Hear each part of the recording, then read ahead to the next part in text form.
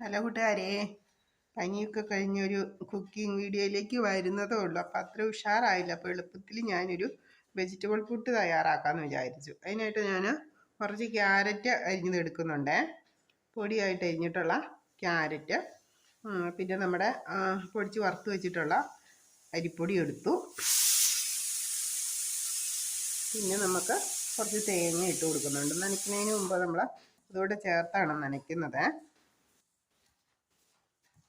ഇനി ഇത് നമുക്ക് നന്നായിട്ടൊന്ന് ആവശ്യത്തിന് ഉപ്പും വെള്ളം ഒഴിച്ച് ഒന്ന് നനച്ചെടുക്കാം. എന്നിട്ട് വറുത്ത് വെച്ച പൊടി ആയതുകൊണ്ട് വെള്ളം നന്നായിട്ട് വേണം. അതുകൊണ്ടാണ് ഞാൻ വെള്ളം അങ്ങനെ ഒഴിച്ചത്. അല്ലെങ്കിൽ ആവശ്യത്തിന് നോക്കിയേ വെള്ളം ഒഴിക്കാവുള്ളൂ. ഓക്കെ, അപ്പോൾ ഇന്ന് ക്യാരറ്റാണ് തോരൻ വെക്കുന്നത്. അപ്പം ക്യാരറ്റും കൂടെ ചേർത്തൊരു വെജിറ്റബിൾ പുട്ട് അങ്ങ് ഉണ്ടാക്കാമെന്ന് വിചാരിച്ചു.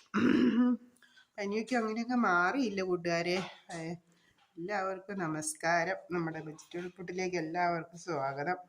ആർക്കൊന്നും ഒരു ടേസ്റ്റും ഇല്ല, ഒന്നും ഉണ്ടാക്കി കഴിക്കാനൊന്നും തോന്നുന്നില്ലായിരുന്നു. ചുക്കാപ്പിയും കടുങ്കാപ്പിയും കഞ്ഞിയും കൊണ്ടൊക്കെ കഴിയുമായിരുന്നു 3-4 ദിവസം. ഇന്ന് നമുക്ക് പുട്ടും പഴവും എളുപ്പത്തിൽ ഉണ്ടാക്കാൻ പറ്റുമല്ലോ. ഇന്ന് അരിയൊന്നും വെള്ളത്തിലിട്ട് അരയ്ക്കാനൊന്നും പറ്റില്ലായിരുന്നു. അതുകൊണ്ട് പുട്ടയിലേക്ക് കുടിച്ചത്. ഓക്കെ, ഈ വറുത്ത് മില്ലിൽ നമ്മൾ പൊടിച്ച് വറുത്ത് വെക്കുന്ന പൊടി ആയത് കാരണം ഇഷ്ടം പോലെ വെള്ളം വേണം പൊടി നനഞ്ഞ് കിട്ടാനായിട്ട്.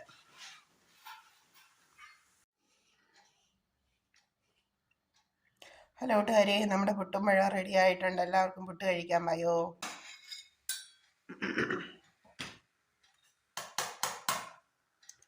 നമ്മുടെ വെജിറ്റബിൾ പുട്ട് റെഡി. ക്യാരറ്റ് ഇട്ട് തയ്യാറാക്കിയ പുട്ടാണ്. നമ്മൾ ചേർത്തിട്ടുള്ള ക്യാരറ്റും തേങ്ങയാണ് വെജിറ്റബിൾ പുട്ടിൽ. നല്ല ആവി വറുക്കുന്ന പുട്ടും കറിയും റെഡി.